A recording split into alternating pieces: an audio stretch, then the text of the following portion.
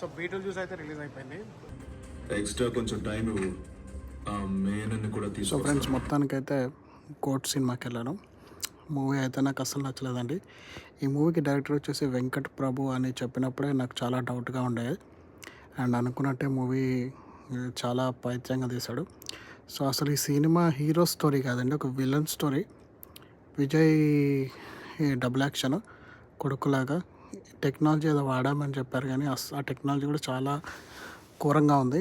And ఇంకా చిన్నప్పటి విజయ్ అయితే ఏఐది అసలు ఐస్ కూడా మ్యాచ్ అవ్వట్లేదు.